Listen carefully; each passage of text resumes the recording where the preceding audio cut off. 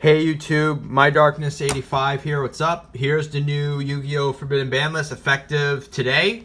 So I'm about to show you what the ban list is. And the next ban list update after this won't be no sooner than October 14th, 2019. So probably won't see that ban list.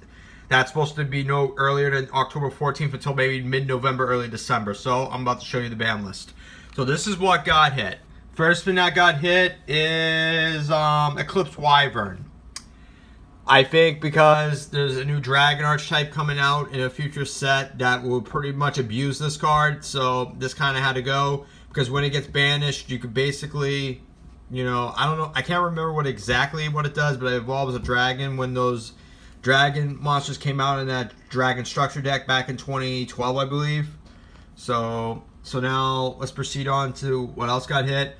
The other thing that got hit was another Link monster, the Phantom Knights of Rusty Barche, whatever it's called.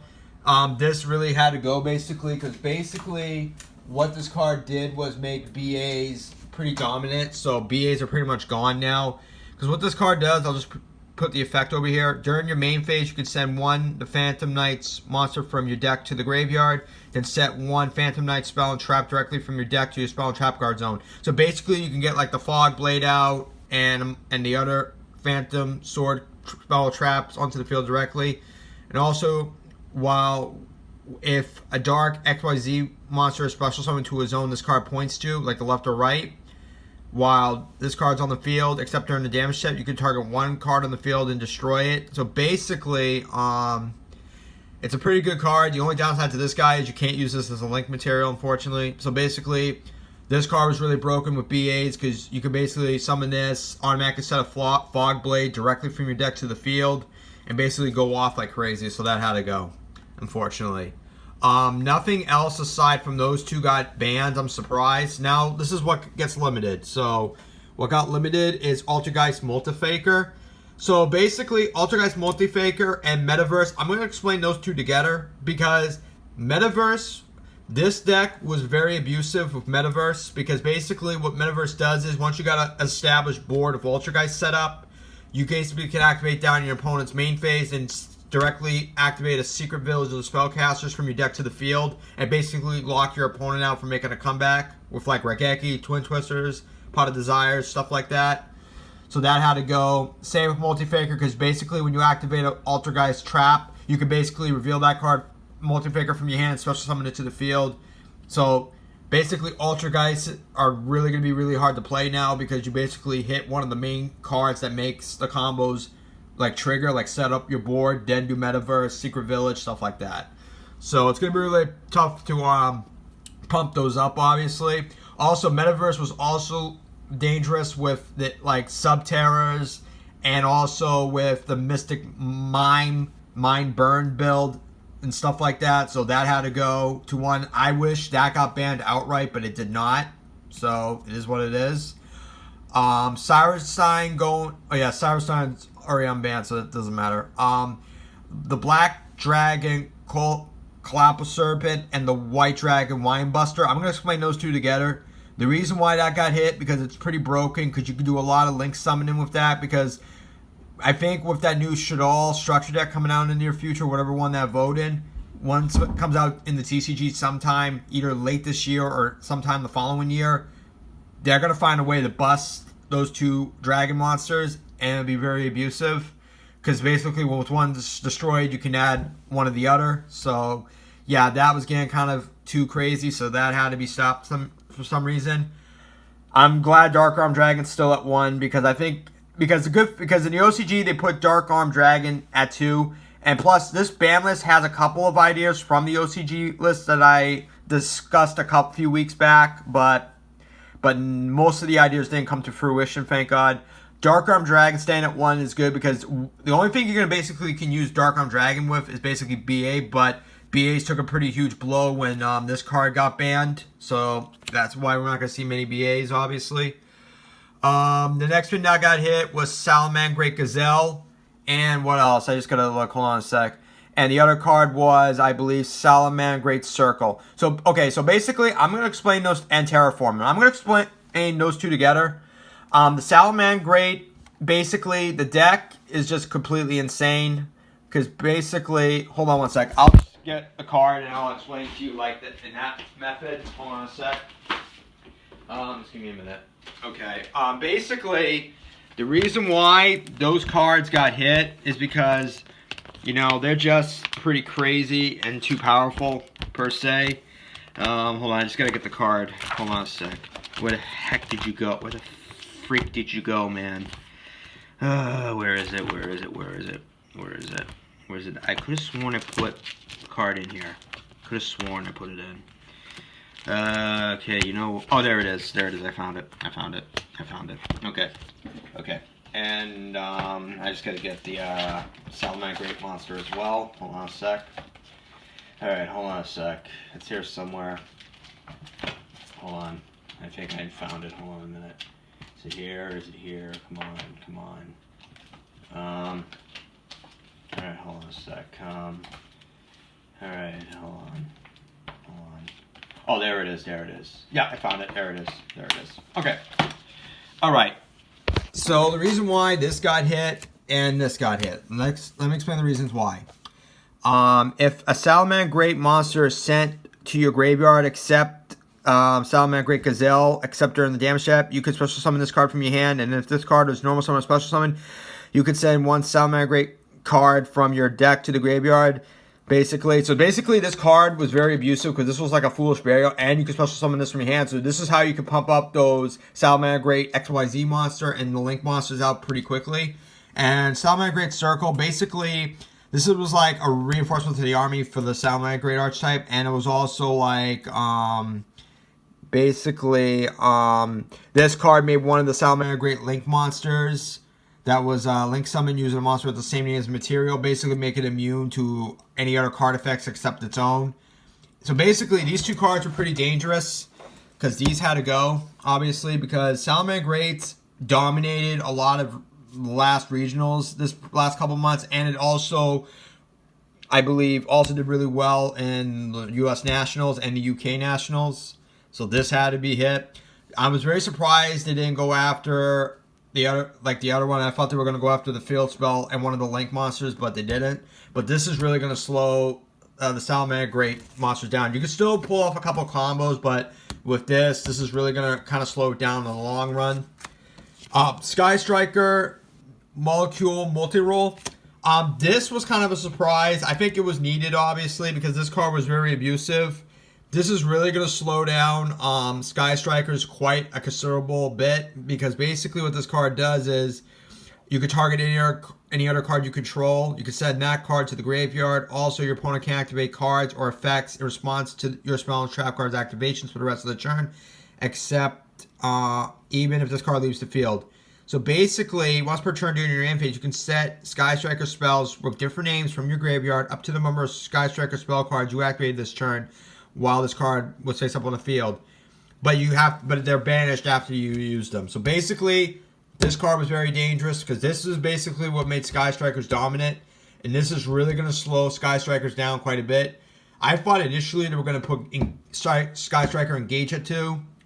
And probably hit one of the other Sky Striker Link monsters, put it at 1 like they did to Kagari. But by hitting this, I think Konami made the logical choice by hitting this, because this is really going to slow down the consistency of it a little bit. You could still pull off some combos with it, but it's going to be really slow, obviously. So I think it's going to add some balance, but I don't know. I can't really see that right now, obviously. All right, so now let's get back to the rest of the list. Okay. Tempest, Dragon Rulers of Storms. There's a reason for this, I think. That new Dragon Archetype coming out in, I think, the next set. I think Chaos Return, I believe. If not, Rise and Rampage. I'm really surprised this going back to 1.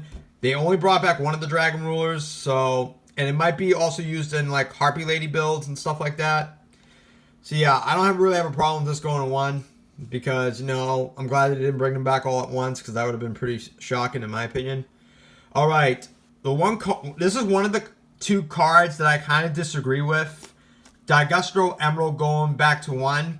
Now, I know a few decks that's going to run this. Salamangreats, Zodiacs. What else? If Zodiacs might come back, obviously. What else might be good with this?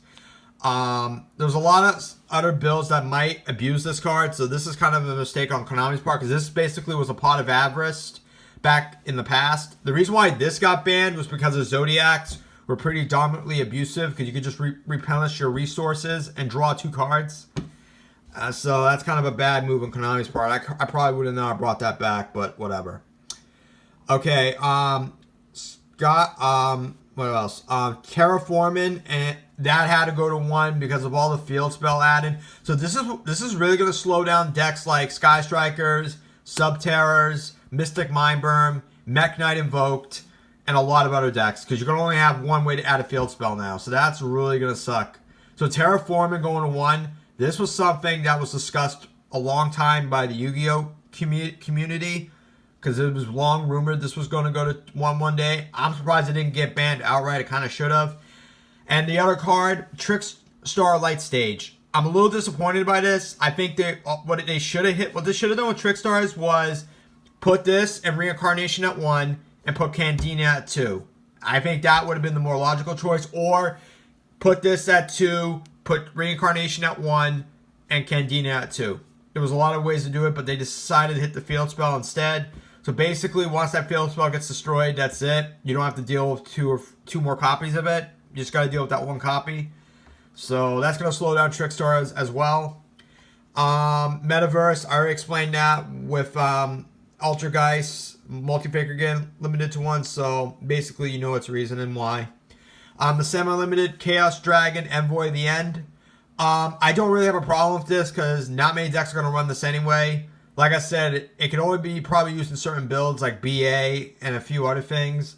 But this card can be easily Solemn Striked. It can be easily, you know, Ghost Ogred, stuff like that. There's a lot of ways you can stop it. So it doesn't really mean a lot, obviously. This is the main, I think this is going to be the main part of the ban list that many of the Yu-Gi-Oh! Players are going to be talking about. One of the main factors. Danger Nessie, Danger Jackalope, and Danger Tuskanoko. These go into 2. This had to be done because Dangers, as you know, Danger Thunder Dragons, Danger Orchist, all that stuff. Dangers had to be hit. It was about time because people have been waiting for this for about 1.5 years, ever since Firewall got banned back last December. What they could have done was put Jackalope and Nessie at 1 and Tsunusku at 2. Or put Jackalope at 1 and keep Nessie Tsunoko at 2. So basically, they took care of that. This had to be hit because the Danger monsters were really abusive. They did hit Bigfoot, though, which is kind of surprising. But I think these were the main ones to hit. So I think Konami made a pretty good choice.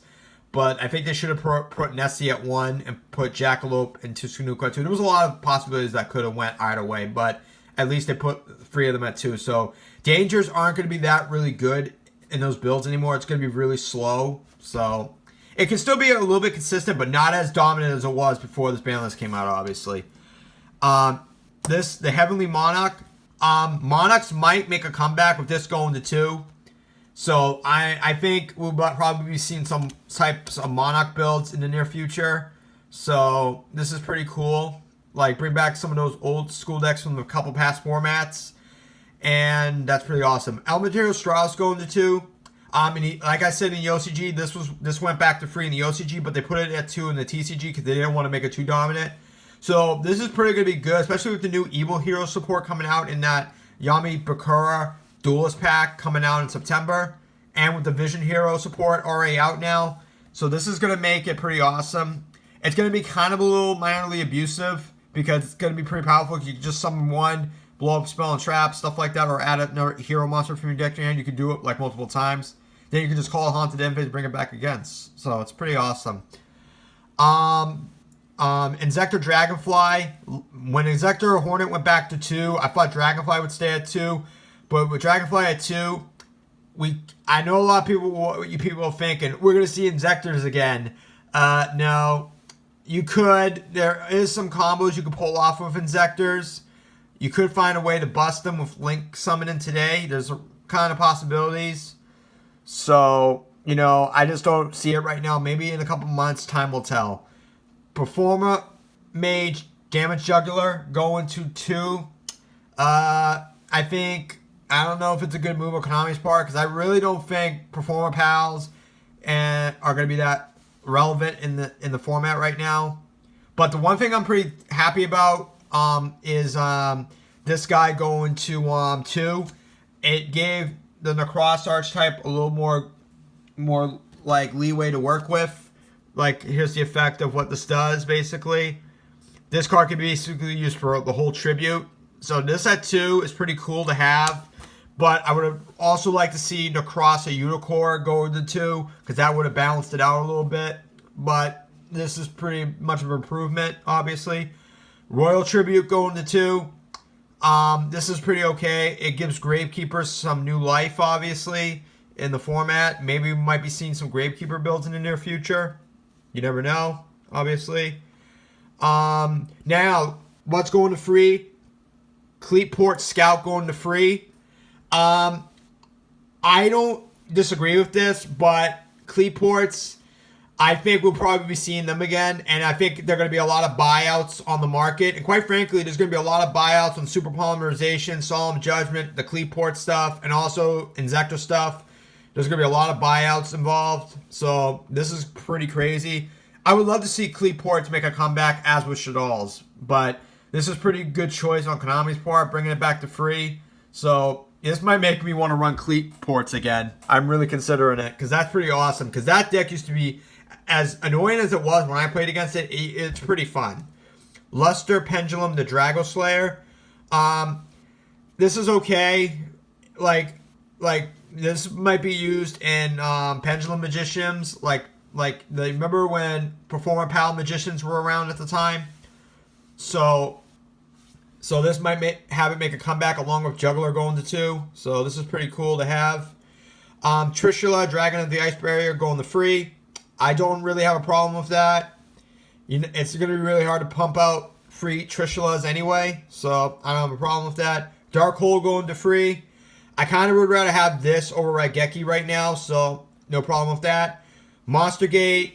I kind of have a little minor problem with this, because this is probably going to make Infernoids pretty dominant in some way. So eventually, a new format from a future set in the next few weeks, few months might come out and find a way to bust Monster Gate. So, I really don't know what to think about it. Rekindling going to free, as you all know, with the new Fire Fist support coming out sometime next month or September. This is the perfect timing for this to make Fire Fist to make a comeback, and amongst other things. So this is pretty good. This is the last thing I disagree with. Super Polymerization.